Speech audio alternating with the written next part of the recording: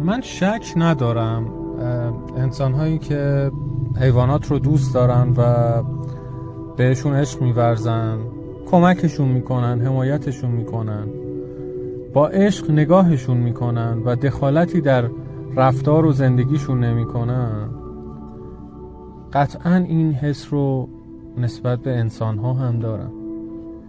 و وقتی که یک انسان میتونه حیوانات رو بپرسته، دوست داشته باشه و بهشون عشق بورزه، حتما این حس رو به انسان ها هم داره.